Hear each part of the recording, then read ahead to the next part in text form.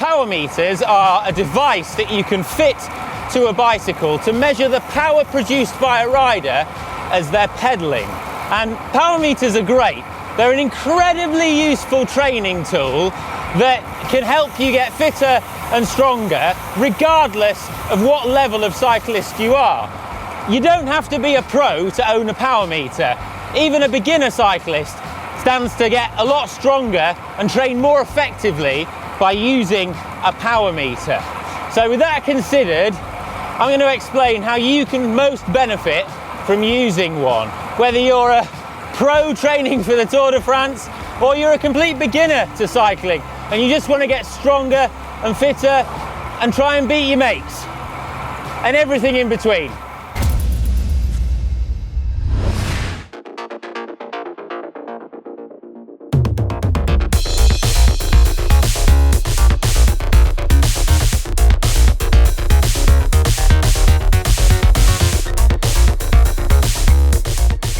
There are different types of power meters available and they can be fitted and measure power from different locations on your bike. But for the purposes of this video, we've partnered with Shimano, who've supplied us with their Dura Ace crank-based power meter, which I fitted to my beautiful Orbea Orca. One of the beauties of this one for me is that if you've got an existing Shimano crank set on your bike, like I did, then you just simply slot that one out, slot this one in, and you don't have to mess about changing your bottom bracket or anything.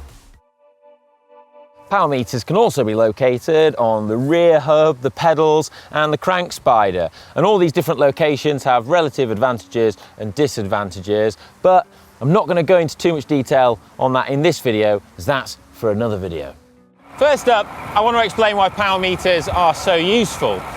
They measure the force that you create through turning the pedals and cranks, and this allows you to precisely calculate the work you do on the bike.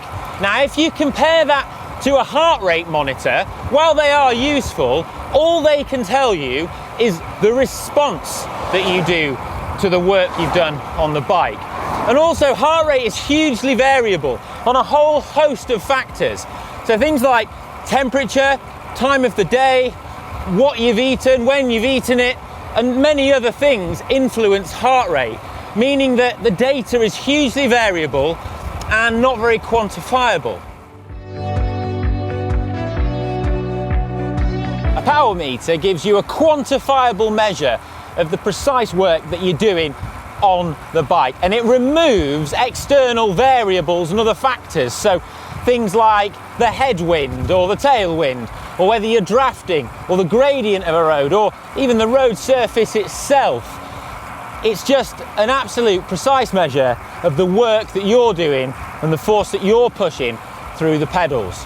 In simple terms, think of it like going to the gym. You know, when people weight train, they will make an exact note of the weight that they're lifting and the number of repetitions they're doing. You don't just randomly turn up and just have a sort of random go and expect to get better each time. I mean, as you can probably tell, I spend a lot of time in the gym.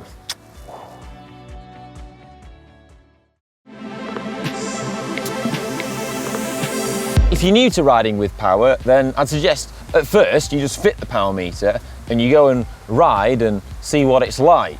But whenever you ride and you want to gather data, you should always calibrate your power meter and perform a manual zero. This is really easy to do, and it's kind of like pressing zero on a set of weighing scales before you use them. It's important to do if you want to get accurate and reliable numbers, which you should do. So there's a number of ways you can do it.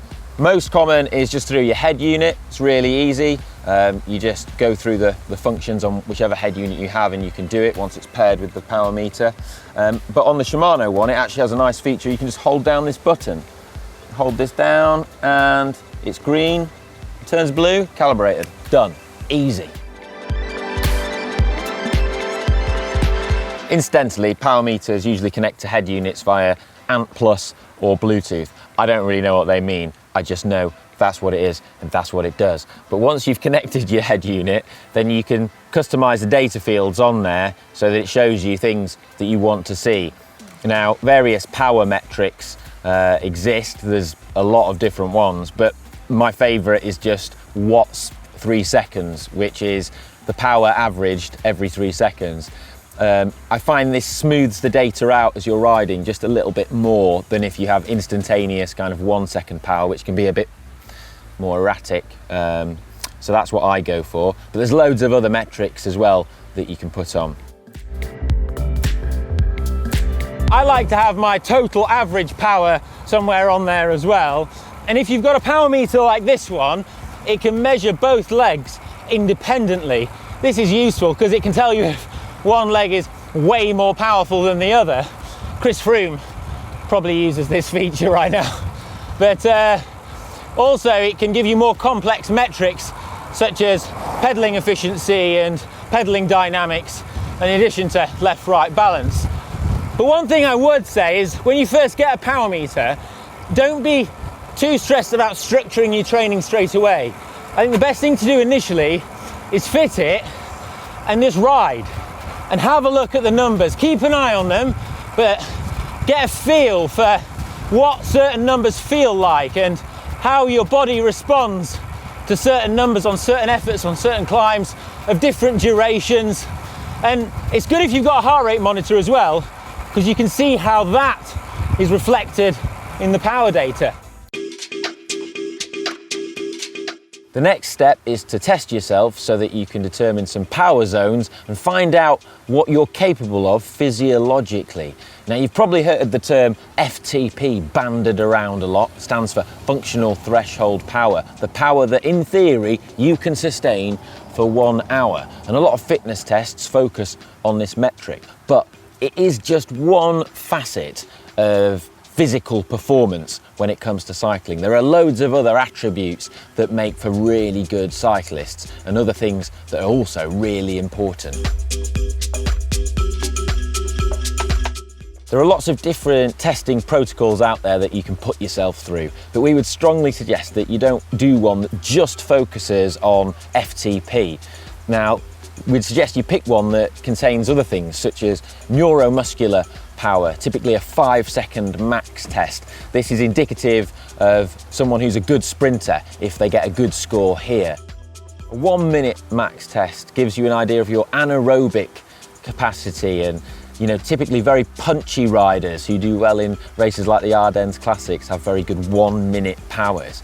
And then also a 5 minute max test, another max test, 5 minute max test. This is to look at your, what sports scientists refer to as your VO2 max. This is the maximum rate at which your body can process oxygen. And riders that have a good VO2 max typically make really good pursuiters, as that's sort of a 4 minute effort, that sort of duration. But it's just a really good thing to be strong at in terms of cycling. And then also a 20 minute test, which is used to calculate your FTP. The idea is that 95% of what you do in a 20 minute test, in theory, you might be able to sustain that for an hour-long FTP effort. It's just more practical for a lot of people to do a 20-minute test than it is to go for a full hour, full gas. I mean, who wants to do that? However, if you do find yourself doing a full gas effort for 1 hour, perhaps in a race or an event, then that's probably a true reflection of your FTP, and you should update your values with that information. And also, similarly, you should try and update it as often as possible, and your FTP isn't likely to be some PB power output you did 7 years ago. Now, although looking at numbers and pacing yourself accordingly in a race works for some people, for others it can be self-limiting. It kind of depends on your personal psychology. So other riders won't look at the numbers as they race and then will record them for training purposes and then look at them post-race. Sometimes if you do this, it's worth experimenting yourself to see that you might surprise yourself. You might put out more power than you thought. And sometimes just by having a number, it can be, as I say, self-limiting. You can look at it and think, I can't go beyond that. Well, perhaps you can.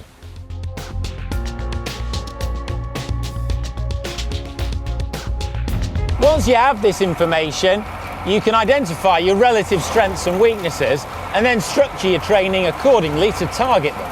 Now, some advanced tips for you are that you can to perform power tests either indoors or outdoors. It doesn't matter. But something to bear in mind is that riders often see lower numbers indoors. So why not do both? And then you'll find out what happens to you. Something else to consider is if you are going to do your power tests outdoors, the road you pick is really important, and specificity is key. So you need to pick a road that's going to suit the length of the interval you're going to do. But also, if I did a 5-minute max test on a climb, I know that my 5-minute power is going to be way higher than if I did it maintaining an aero position on a flat piece of road like this. But if I want to train to become a pursuiter or a time trialist, then it's no good that I can produce loads of power on a steep climb out the saddle in a not aerodynamic position. I need to get it out like this. So put your ego away. Don't just focus on having the best number, focus on specificity. With your fitness tests done, you can now set yourself training zones and think about setting yourself a training plan and adding some structure to your training. Structured training makes a huge amount of difference. Now, there's a number of ways you can do this, but one of the best ways is to use various apps that are available. So there's things like Training Peaks or Today's Plan. It's good, you can have them synced on your phone and on your desktop as well. Or you can just get a coach to tell you what to do, which is a great way of doing it as well. But you can go old school, you can get a notebook and write down your training in that. Plenty of people have been doing that for a long time, and it's something that I still do as well. Now, in terms of how to build a specific plan, it's a bit too much to go into this video because it's so individual. It's so individual in terms of how much time you have to train, your background as an athlete, and also what you're actually training for and the specific demands of your target goals. The most common way to structure your training is built around 6 power zones, which is a model that was developed by a sports scientist called Andy Coggan. And this has become very popular throughout the cycling world, although there are other ways of doing it as well. A great approach that's used by many of the world's top coaches in the world today is polarized training. Now, what this simply means is that your training week is broken into sessions that are easy and sessions that are hard. But the key to it is they're polarized. So when it's easy, it's really easy. But when it's hard, it's gotta be really hard. Ugh. A power meter is really useful for this kind of training because you know exactly what you're doing and it stops you going too hard. It does still require self-discipline though, and the idea behind it is that you are spinning your legs and just relaxing, and if you go too hard on your easy rides, you're kind of dulling the blade for when, you know, taking the edge off, if you want another metaphor, for when you do actually do those hard efforts, because they're the ones that really count, where you get the biggest training adaptation. For example, if you're riding a Zone 1 recovery ride, that should be less than 50% of your FTP with no surges. One of the most useful things about a power meter is it allows you to understand better your specific strengths and weaknesses as a cyclist. Now, knowing this is really valuable information because it can help guide you in areas where you want to try and improve or you should be stronger, but also highlight talents that you might have. So, you know, sprinters typically have really high 20 to 1 minute second power, whereas, you know, if you're a time trialist, you want to try and have good power output over a longer period, something like 20 minutes to an hour. Some people might just want to have really good all-day endurance, but a power meter can tell you how good you are at those different things. And if you're not as good as you want to be, you can use it to target those specific intensities and types of things. Beyond just the duration you can hold a certain power, They're also incredibly useful for telling you other things, such as, do you produce more power when you're seated or out the saddle? Do you produce more power at a high cadence or a low cadence, in an aero position or sat more upright? These things are incredibly valuable pieces of information and can tell you that if you're deficient in a certain area and need to improve on it. And as with any kind of training for cycling, specificity is key. You need to train for the demands of your particular event in order to get better at it. Power meters can also be really useful for pacing if you're riding up a long climb or doing a time trial. Being able to exactly measure your effort and know what you can sustain for that period and then sort of stick to it. Now, I'd also recommend you listen to your body and try and ride off feel to a certain extent as well, as that's important. But it is very easy when the adrenaline's flowing to just go off far too hard at the base of a climb or in the first 3 minutes of a time trial, only to massively pay for it later on. Now, if you think recently, like riders like Tom Dumoulin and Bradley Wiggins and Chris Froome in the Tour de France, they've turned riding to power into an art form when they've been on long climbs. So you'll often see their rivals attack them way above what is a sustainable power output. And they ignore this and they just keep on tapping away at what they can do, only to catch the rivals that have attacked and pass them further up the climb. Weight loss isn't a goal for everyone who rides a bike, but a power meter can be a really useful tool in losing some weight. And this is because, as we mentioned earlier on in the video, it measures precisely the work that you have done. A kilojoule is a unit of energy, and 1 joule is the energy required to produce 1 watt for 1 second. Now, joules can be converted into calories, giving you a precise figure of how many calories you've burnt while riding. Calculating the amount of calories that you've burnt using a power meter is a far more accurate way than other methods, which, heart rate is sometimes used, but also things like distance, speed, age, weight, and whole other variables. But these are just guesstimates at best, and the results that you can get from such calculations vary dramatically, meaning they're woefully inaccurate. Using a power meter in this way isn't infallible though. It still requires some assumptions, namely the efficiency of the engine, U. So to stick with the engine analogy, John Wick's Ford Mustang Boss 429 with its 7-litre V8 engine isn't very efficient at about 9 miles to the gallon, compared with a Toyota Prius that can do around 94 miles to the gallon. Fortunately, humans aren't this polarised in their efficiency.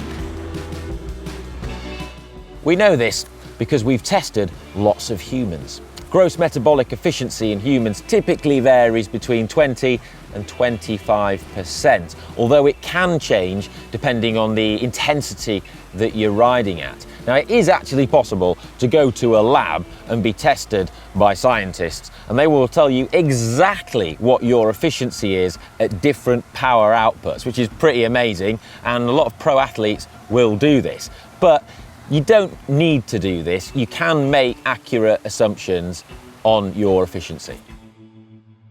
So you can take the number of kilojoules that you burn on the bike, divide them by 4.184, and then times that by your efficiency, whether that's 0.2 or 0.25, to get the number of calories. Although there are calculators online that can do this for you, and a lot of calculators built into apps like Zwift and Training Peaks will also automatically do this for you. And for simplicity, most cyclists use the assumption that 1 kilojoule equals 1 calorie.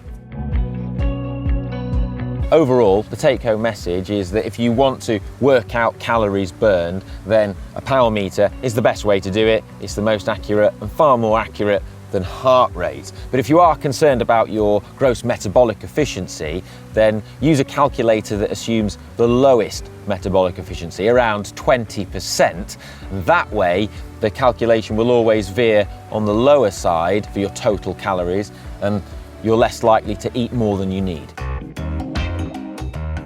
I mean, of course, the best thing about owning a power meter is it enables you to join the power club and engage in power chat.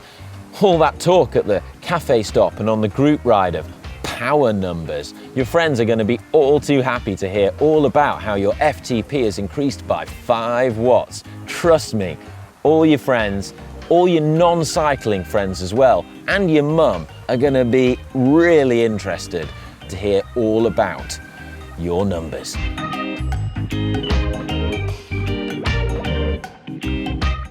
I hope you found this video useful and informative, and if you have, then please give us a cheeky like, as it really does help support the channel and help us to continue to produce content for you guys. And if you've got any questions about things that we've discussed in this video, because some things are a bit complicated, then feel free to fire them down in the comment section. We'll do our best to answer them. And also, if you'd like us to expand on more detail, any of the topics discussed, let us know as well, because we might make a subsequent video in the future.